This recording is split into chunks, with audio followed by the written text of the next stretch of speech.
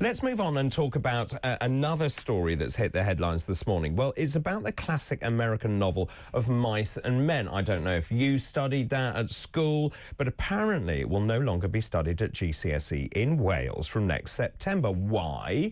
Well, there are concerns about racism and the use of racial slurs.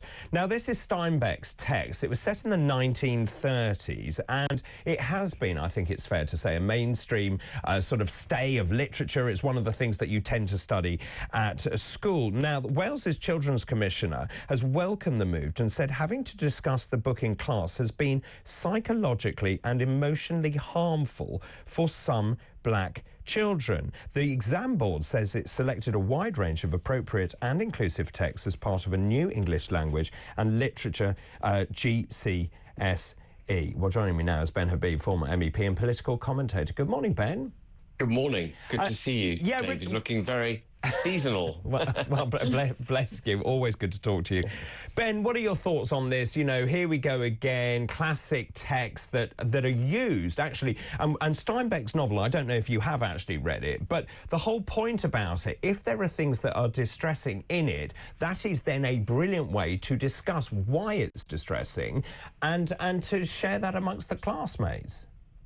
Well, of course, you know, what we've experienced, David, and I think you and I have discussed this in the past, is a movement away from education, the free flow of thought, and, you know, heading towards what I would describe as indoctrination. We saw that recently revealed when Alison Pearson had that non-crime hate incident investigated against her. You know, all the NCHIs that have been, I think there are 13,000 or so a year that are issued, came to light, and the breadth and scope of the way that they're being used. And I was horrified to discover that those NCHIs are also used against pupils in school if they say something offensive. And of course, saying things that are offensive and repugnant to others, and having those things said to oneself as one is growing up, is part of the educational process. It's part of the debate the children and adolescents have in order to discover that in which they believe and to ground their beliefs in some form of intellectual rigor. So when you take books like Mice and Men off the shelf, what you're doing is dumbing down education. Well, so hang on, Ben, what would you say to... So some of the black kids have said they've often only been the only black child in the classroom. They say it's derogatory, they're negative depictions of them as a black person. Yeah, but I mean, are you going to take Merchant of Venice off the shelves because it's derogatory of, you know, Jews in the way that they depict Shylock? You know, Shakespeare is unarguably one of the best writers of all time, and would you just take it off?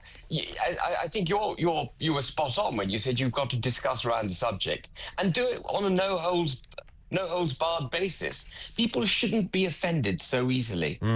And you're right about the non-crime hate incidents as well. And the whole point is you should learn from this. Why do you feel offended by this particular passage? Let's discuss that. Let's put it into context and so on. Yeah. Can I just ask you about reform? There is a story in the Telegraph which actually says reform membership to surpass Tories. Last night they released a counter.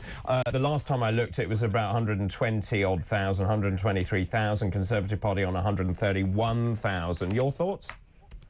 Oh, I think one of the biggest damages that's been done to our two-party political system that had worked, you know, really quite well for many years is the eroding of the membership of the Conservative Party.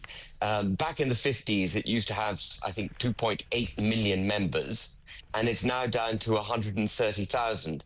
And that's bad, obviously, from a financial perspective, but I think fundamentally, politically, it's very bad because it means that the Conservative Party, which hitherto had been very well in touch with the electorate through its membership, its broad membership, is losing touch with the electorate. And we know that, you and I know that, as, you know, having been on the political stage. You know, one of the things that we repeatedly say is parliamentarians have lost touch with the people. And I think broad membership for political parties is a crucial component of political parties understanding what the electorate want and being in tune with the people. We talk about the silent majority. They're silent because there's no mechanism for their voice to come forward, and broad membership, would allow that. So I think it's great when political parties increase the numbers of members they've got.